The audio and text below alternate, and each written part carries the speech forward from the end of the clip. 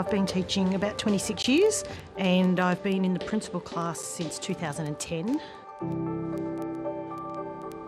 We've got just on 900 students. When the students came back last year, they'd lost the capacity to concentrate for periods of time. They didn't necessarily value learning in the same way. Teachers are also coming back from having taught on screens for a really long time too, so just getting back into the craft of being in a room with that many people. We always joke that, during COVID you could put the disruptive student on mute. There's no mute in a classroom. A lot more mayhem, like kids didn't listen as much.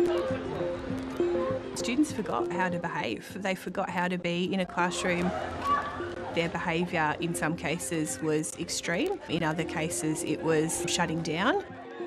People were always distracting me and it was just hard to focus on what I was doing. Their actual tone of voice and volume of voice was not appropriate to what the classroom was. Those types of behaviours that not particularly extreme, but disruptive and not focused on learning. Ultimately, schools are places of learning. And that's our core business. And we need our young people to be able to come here and focus on learning for those periods of time.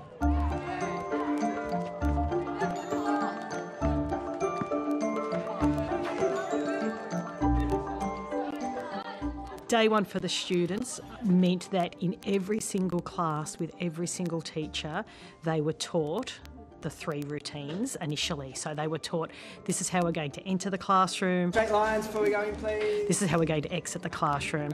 And this is what the cue to start is that the teacher's going to use. So they did that on repeat 5-6 times with every teacher, entirely scripted. Ohayou gozaimasu. Suwatte kudasai. Here's the routine. Here's the stability of school. Step into this space, be safe, know you can learn. Firstly, I thought it was kind of strange, but as we got to use it more, I think it was really good because now we're not hurtling into the classroom and banging over stuff. Lining up into walking and standing behind your chairs, it sets the tone for the lesson. So previously they might have been grouped outside, chatting away. So when we come into the classroom, that energy is reflected. Last year it was really hard for me to get everyone's attention at once. Actually having a cue to start, mine's Marco Polo, pretty simple. So you will need a pen out in front of you, please. Marco. Immediately they know that I am wanting their attention, they repeat it, and they're focused on me. So yeah, for me that's the most powerful. It's increased the teaching and learning time because I'm not waiting that 4th or 5th time to get their attention.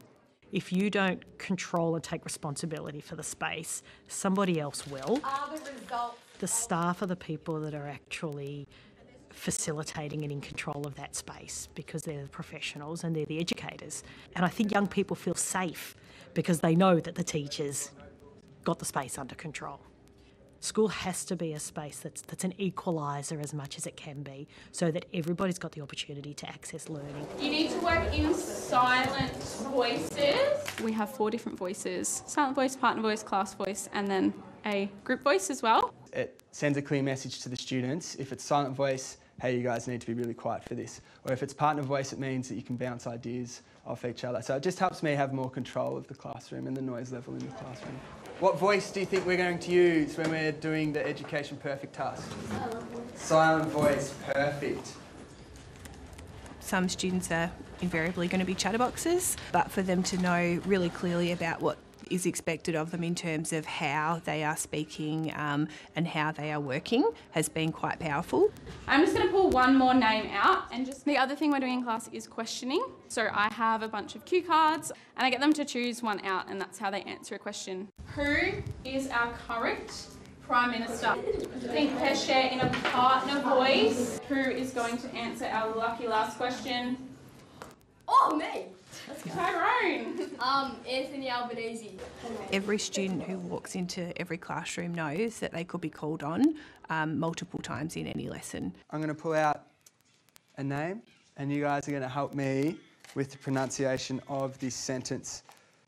Coops, first character. The teacher can pick out anyone's name, so it gives us a chance to be more switched on, because you never know when you're going to get picked, and it just gives everyone a better opportunity to learn. Second character, please, Mia. When we first started, I think they were, as teenagers are, kind of bucking the trends a little bit or rolling their eyes, and also thinking that this was something that most people would just do for a couple of weeks and then it'd disappear. But very quickly they realised that it was a whole school approach. They could see the benefits. We talked to them about calmer, more settled classrooms, about more focused learning environments, about what that meant for the whole school community. So the main benefits we've seen for students so far is an increase in learning stamina, an increased engagement in their learning, and greater confidence in understanding how their brains work and what learning processes are. I actually quite like it, because to me it's all about the kids respecting their teachers. A lot of kids these days are very disrespectful, and I just think it's a great thing. There's nothing wrong with that. It's very old school, and maybe we need that nowadays. I appreciate and recognise that it might be seen as old-fashioned. I can see that. I think about that when I wander around. Perhaps the difference too is that this is about teaching young people about how to understand and engage in social norms in different organisations. So if we can teach them the skill of, when I go into all these different spaces, these are the ways I'm expected to behave, then I think we've done them a really good service. Education is the one thing that can get young people into the space they want to be in, rather than maybe the space they've been put in. And that's what we have to focus on.